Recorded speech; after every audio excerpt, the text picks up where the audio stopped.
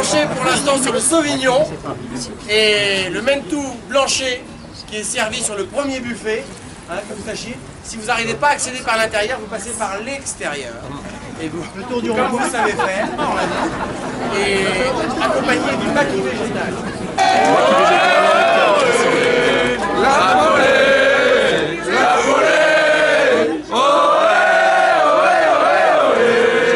la volée chez les Chavras. Le Sancerre et le Mont-Louis. Le Mont-Louis. Et le Mont-Louis en vin de dessert, je crois que c'était un choix d'Olivier Poussier, il ne s'est pas trompé. Et puis encore une fois, il y a une économie de la qualité en France, il faut savoir mettre en valeur. Ces jeunes gens donnent beaucoup de leur temps pour leur terroir. Ne pensez pas, si on avait pensé dans les années 70, que des jeunes gens s'intéresseraient à l'agriculture. Et on va redécouvrir une nouvelle agriculture en France, et une nouvelle agriculture qui va créer de l'emploi. Parce que l'agriculture organique, l'agriculture bio, merci à nos aînés dans les années 68-70 d'avoir anticipé cette agriculture biologique. Aujourd'hui, il faut qu'on soit bio par conséquence de nos actes citoyens. Et ça va être intéressant de le développer aussi. Donc tous ces petits jeunes producteurs de vin aujourd'hui, les vignerons, ils assument, ils signent un vin d'auteur.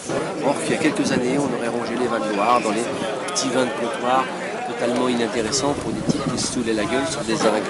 C'est plus du tout ça.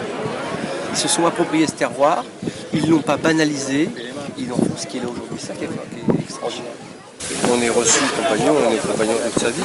Et de voir les jeunes sur le tour, vous savez, chez les compagnons, il y a quelque chose de formidable, c'est faire pour apprendre. Et des fois, on s'ennuie un peu à l'école, ou on ne trouve pas sa place. Quand on rentre chez les compagnons de voir, on comprend le faire pour apprendre. On fait, et puis on évolue dans le métier. Et de comprendre autre chose chez les compagnons de voir, c'est qu'il n'y a pas de conflit sérieux entre la tradition et l'innovation. Ce qui compte, c'est la transmission. Et quand on voit un jeune sur le tour, un jeune aspirant sur le tour, un jeune compagnon, s'intéresser à des métiers qu'on pensait réservés aux muséophiles, se dire tiens, maroquinier, tiens, charpentier, tiens, tailleur de pierre.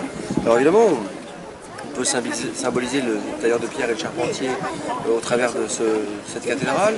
On peut se dire aussi, tiens, un charpentier, ça peut être la construction d'un stade, d'une maison moderne, de nouveaux designs pour les constructions de demain. Donc c'est des métiers qui sont en perpétuelle évolution. Quand on voit ce type de charpente et qu'on regarde la Tour Eiffel par exemple, s'il n'y avait pas eu un compagnon levageur qui s'appelle Eugène Milon qui réponde à l'appel d'offres de Gustave Eiffel, on ne connaissait pas la charpente métallique. On n'était que sur de la charpente bois, que dans ce type d'ouvrage. C'est intéressant de voir que grâce à ces jeunes qui sont sur le Tour de France, il n'y a pas de conflit sérieux entre la tradition et l'innovation. Ce qui compte, c'est la transmission. Et si on veut protéger le patrimoine français, quel qu'il soit culinaire ou autre, eh bien c'est de continuer à entretenir cette volonté de savoir transmettre et de faire évoluer.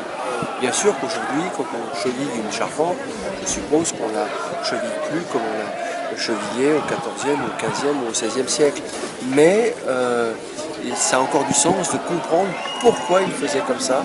Et dans ce pourquoi, on peut continuer à trouver du sens aux choses.